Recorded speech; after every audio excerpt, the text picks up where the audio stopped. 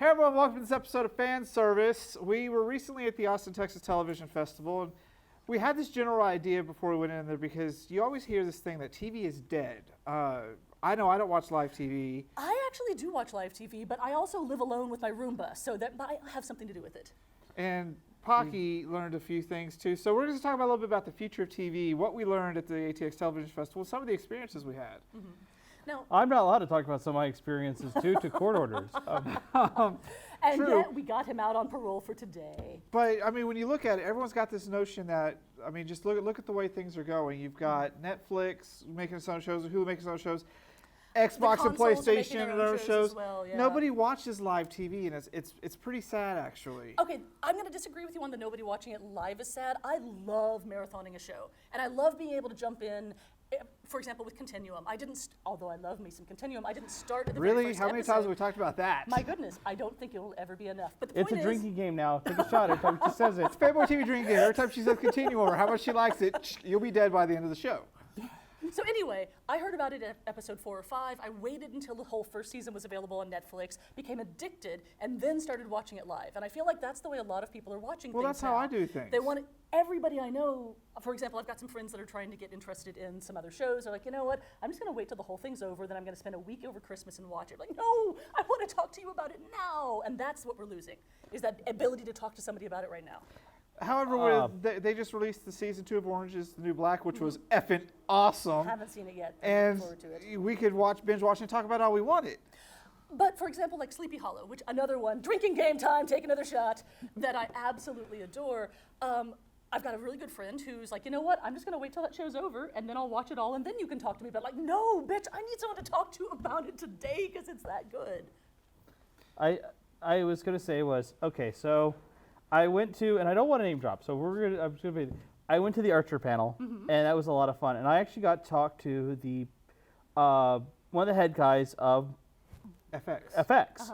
And I asked him, my direct question was, so are you guys accounting for Netflix, Hulu, DivX, and everything else? He goes, Or the on-demand aspect. What did he say? He said, yes. Oh, that is why they good. can say Archer is their #1 rated show. It is beating Justified. It is beating Sunny in Philadelphia. It is beating everything by hand over foot because they are counting that everything attached to it. Now, I think the reason a show like Archer is able to do that is because it's lower budget, it's on cable, etc. Whereas the networks are not willing to count the.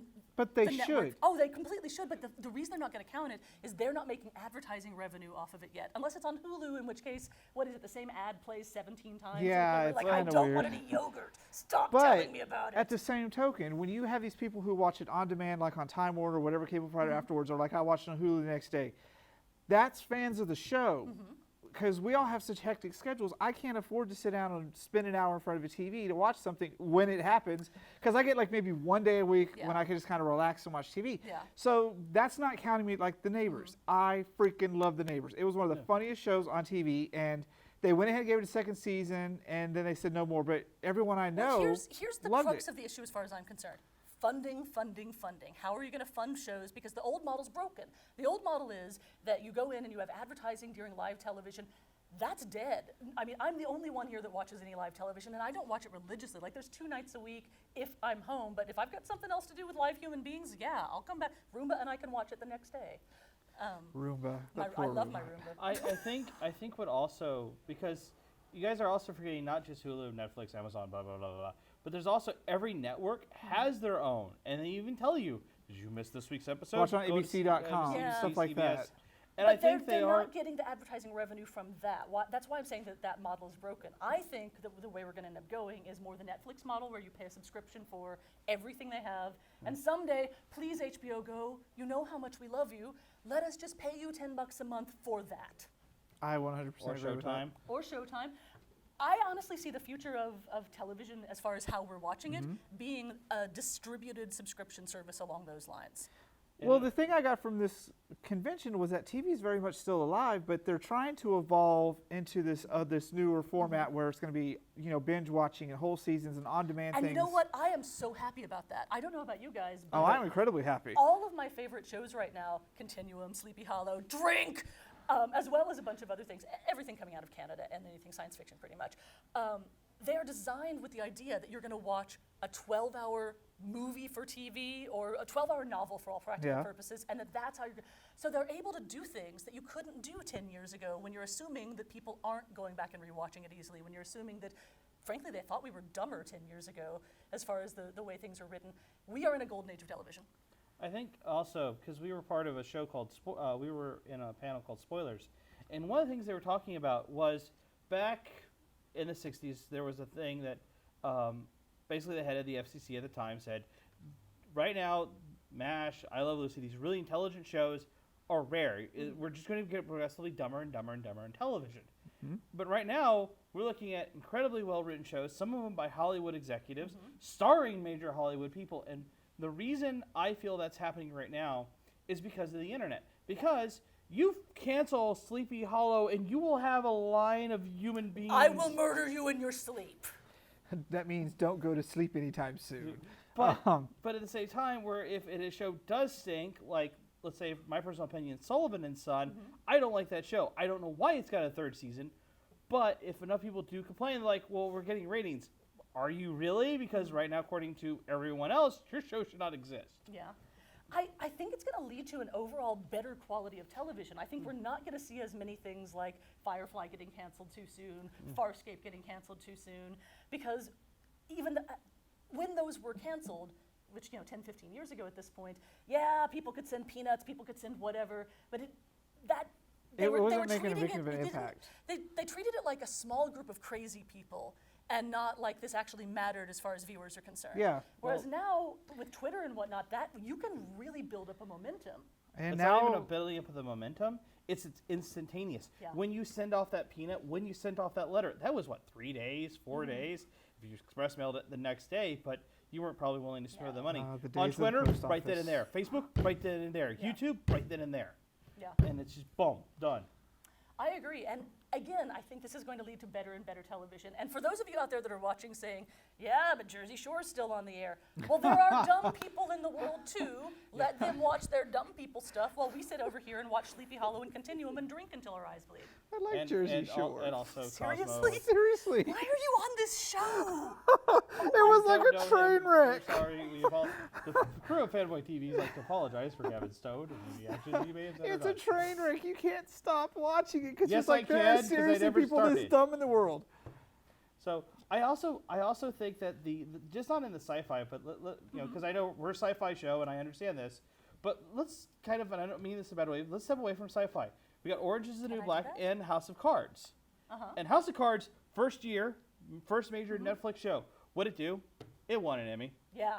And I Well, think that's because this was smart. They cherry-picked an excellent script. They got a good actor for it. They were taking it seriously. Whereas Exactly. I feel that as little as 4 or 5 years ago, anyone that was trying to do something like a YouTube show, were like, okay, so we've got a budget of $17 if none of us get any food, and Bob here's going to be the star. And so instead of going that route of like, I hate to say, but Amazon kind of went we'll just shove some crappy shit out there and Yeah, hope for the they best. they have like And one good Netflix show took right one now. look at that and like, no, boys and girls, let us show you how this is done. We are going to compete with HBO. Yeah, And they well, are. did They have- Zombieland. Hemlock Grove, House of Cards, Orange is the New Black, and they have the Marvel series coming up, which we Yeah. kind of talked to them. The PR guy goes, "Oh, just wait." Oh, I can't wait. That's all they could tell us is just wait. Yeah. And so I find it like they've got a really good financial base because all of us are subscribers anyway. Well, not all of us, but I am. most of I am. hopefully all of you are as well. Amazon, you would think they're kind of made out of money, and I don't understand why they're not investing more into this particular initiative. Hulu's trying to do some original programming, but they're mostly just borrowing British stuff and relabeling it original, though they've got some really good British shows that they've borrowed for that. Like mongrels. I think the reason Amazon is not taking it seriously is and I have to say this the best way, nicely possible, is Amazon doesn't have the right person running it. Right now, they probably got some guy who was in the back going, we need to do some television shows, but he has no idea what he's doing. Yeah. And until they get their guy who can go, look, you had Zombieland, you had a couple other major The Zombieland show was horrible. I know, but shouldn't that's have what I'm been. saying. It It should should have been so been. good.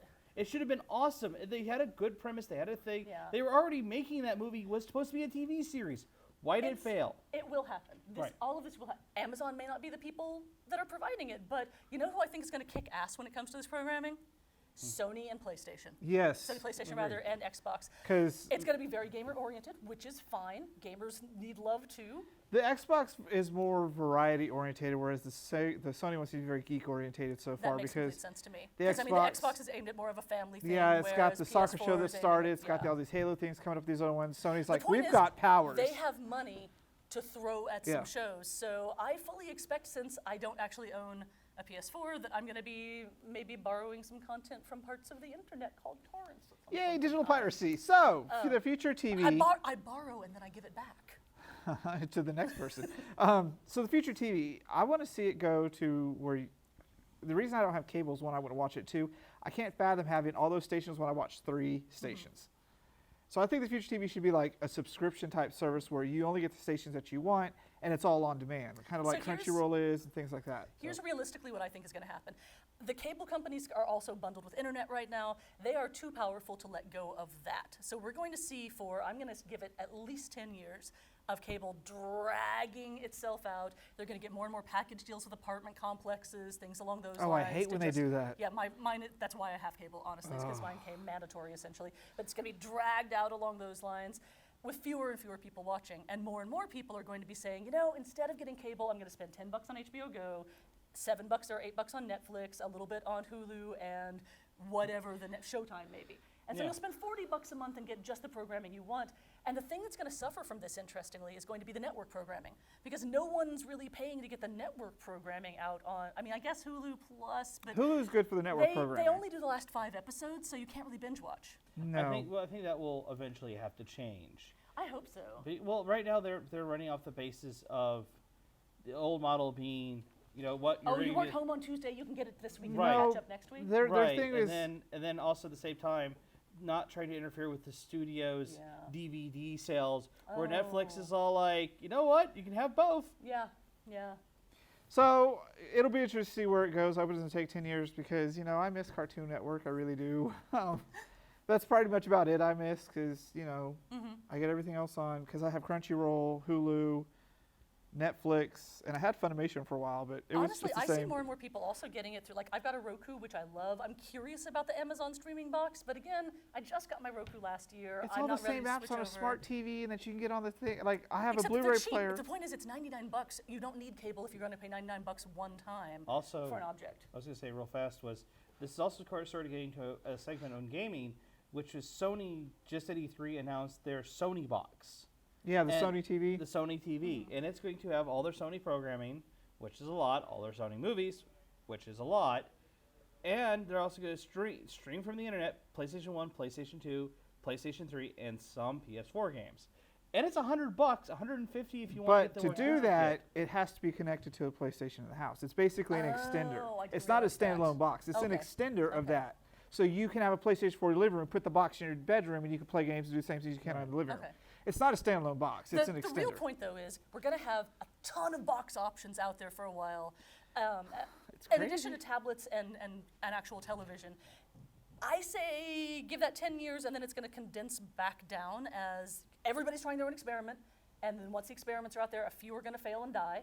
And then it's going to reconglomerate. Conglomerate. It's going to come back into one gelatinous I'm the cube. writer in the group. I'm just going to make up some words. She's good at It's that. going to form the arms and legs. And wait, All right, so that's it for our talk on future of TV.